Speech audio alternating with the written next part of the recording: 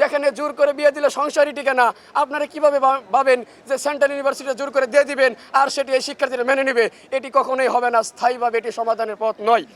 25-26 সেশনের আজকে থেকে ভর্তি কার্যক্রম শুরু হয়েছে, কিন্তু দুঃখের বিষয় আমাদের এই শিক্ষার্থীরা এখনও তাদের ডিপার্টমেন্টে গিয়ে ভর্তি কার্যক্রম সম্পন্ন করতে পারে নাই।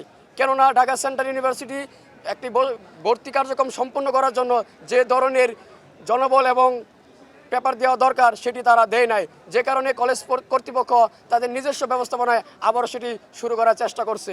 আপনারা একই সাথে জানেন এই তিতুমির কলেজে ইন্টারমিডিয়েট নিয়ে আসার জন্য চরম লেভেলের ষড়যন্ত্র করা হচ্ছে। তিতুমিরের শিক্ষার্থীরা সেটি কোনোভাবেই মেনে নেবে না। যেখানে আমরা বিশ্ববিদ্যালয় করার জন্য দীর্ঘদিন যাবৎ আন্দোলন করে যাচ্ছি, সেখানে তিতুমিরকে অধিভুক্ত থেকে বের করে সংযুক্ত করে দেওয়া হবে, এটি কোনোভাবেই মেনে নেওয়া হবে না। যেখানে জোর করে বিয়ে দিলে সংসারই টিকে না, আপনারা কিভাবে ভাবেন যে সেন্ট্রাল ইউনিভার্সিটিতে জোর করে দিয়ে দিবেন আর সেটি এই শিক্ষার্থীরা মেনে নেবে?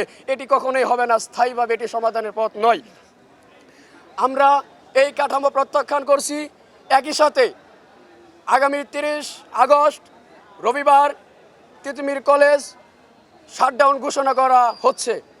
আমাদের এই সংবাদ সম্মেলনের মাধ্যমে আমরা সরকার এবং সংশ্লিষ্ট কর্তৃপক্ষকে জানাতে চাই, তিতুমিরকে নিয়ে আপনারা অনতিবিলম্বে আলাদাভাবে বিকল্প তৈরি পথ করে তাদের সাথে আলোচনায় বসুন। আমরা রাজপথে নামতে চাই না, আমরা কোথাও দাঁড়াতেও চাই না। আমরা চাই সম্মান জানিয়ে সকলের স্বার্থ বিবেচনা করে যেটি তিতুমিরের জন্য ভালো হয়, যে শিক্ষার্থীরা সবসময় চেয়েছে সেটি আপনাদেরকে করতে হবে। অন্যথায় আমাদের এই শিক্ষার্থীরা আবারও কঠোর আন্দোলনে নামতে বাধ্য হবে। পাশাপাশি আজকে এই সংবাদ সম্মেলন থেকে আগামী 30 আগস্ট রবিবার তিতুমির কলেজকে সম্পূর্ণ শাটডাউন ঘোষণা করা হলো। তবে প্রশাসনিক কাজের সুবিধার্থে এবং জরুরি সেবা নিশ্চিত করার জন্য প্রশাসনিক ব্যক্তিবর্গ এবং অন্যান্য সংশ্লিষ্ট যারা আছে তারা ক্যাম্পাসে অবাধ বিচরণ করবে।